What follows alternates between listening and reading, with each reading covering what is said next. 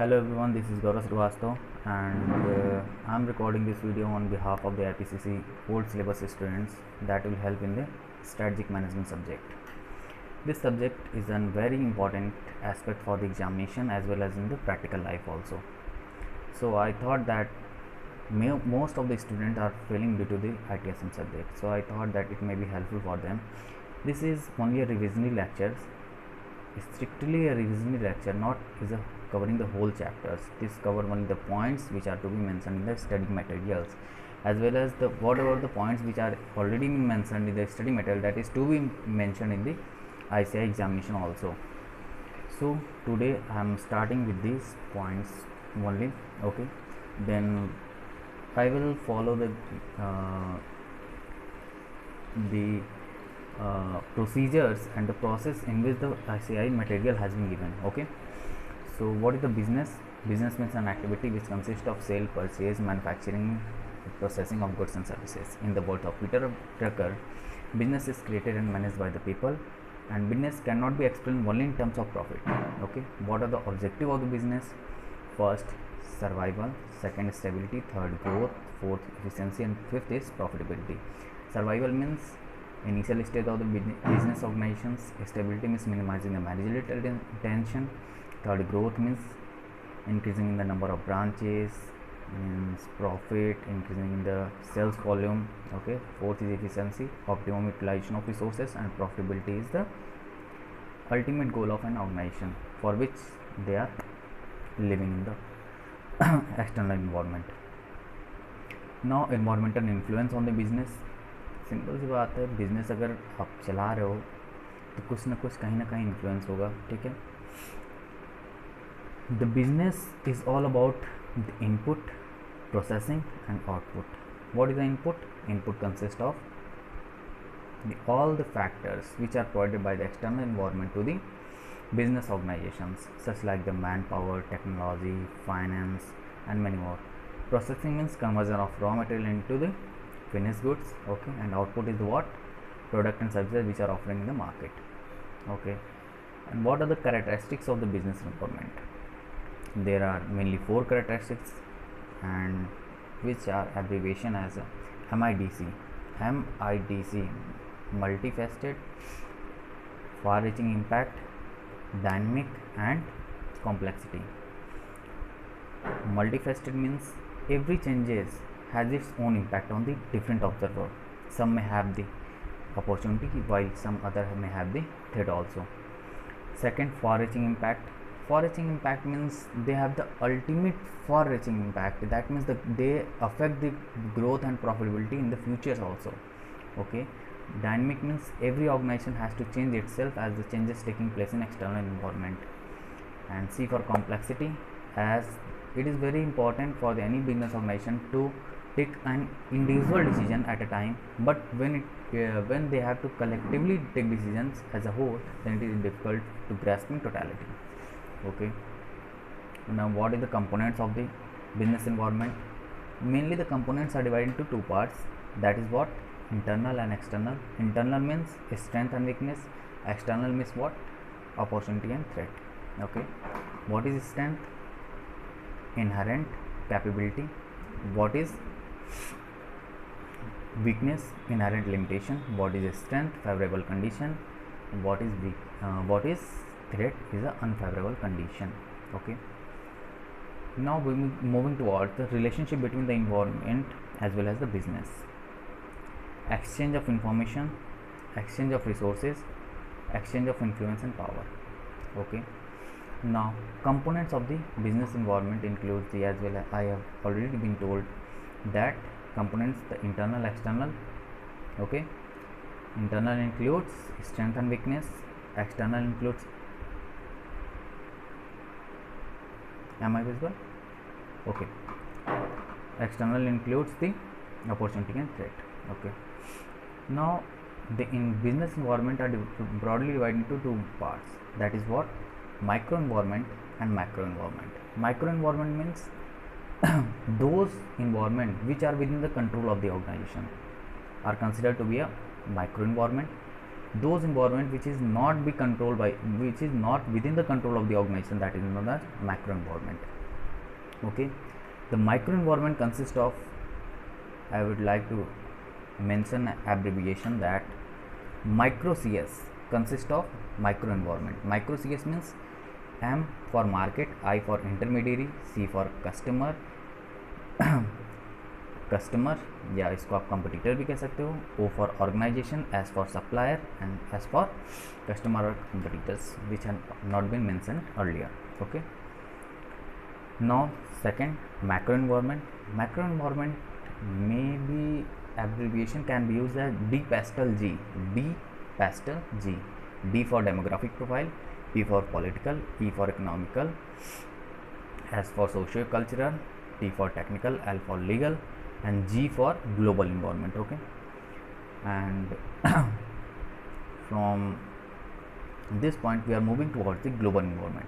Global means attained of the globalization. And what is the meaning of globalization?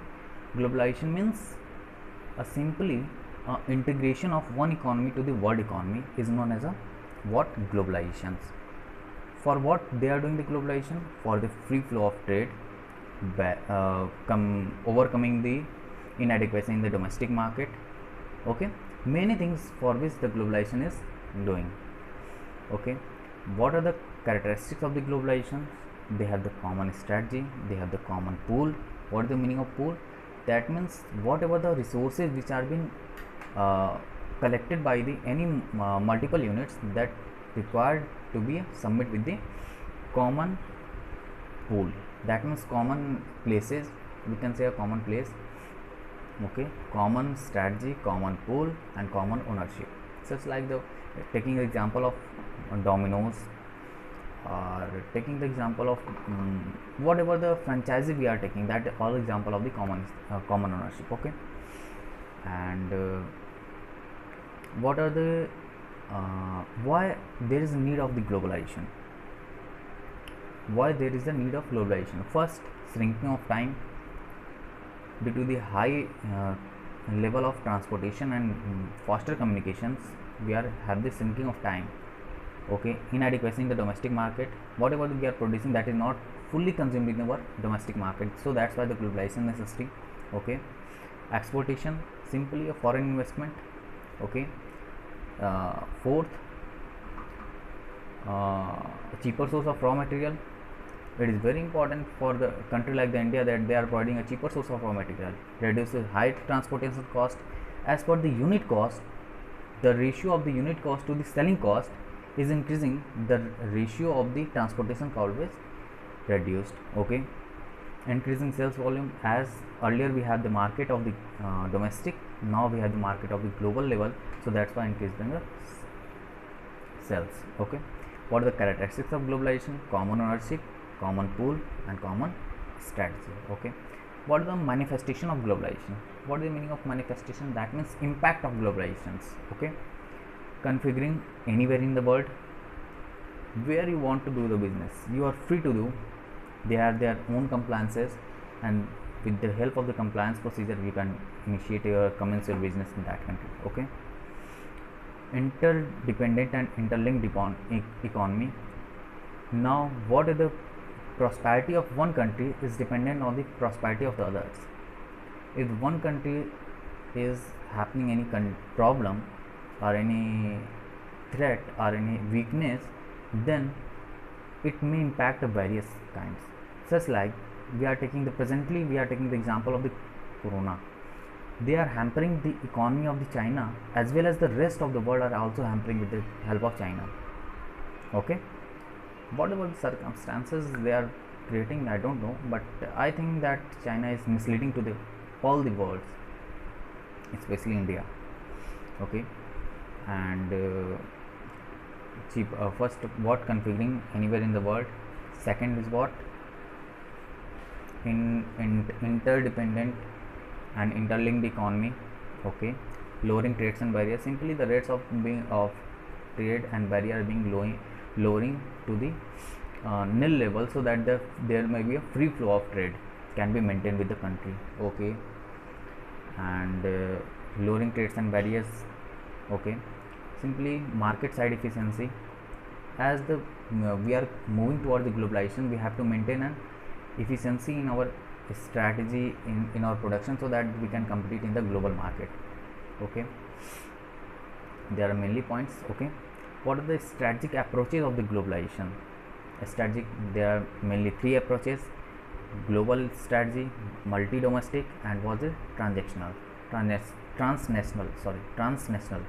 Global means whatever the strategy are followed, that need to be followed all over the world.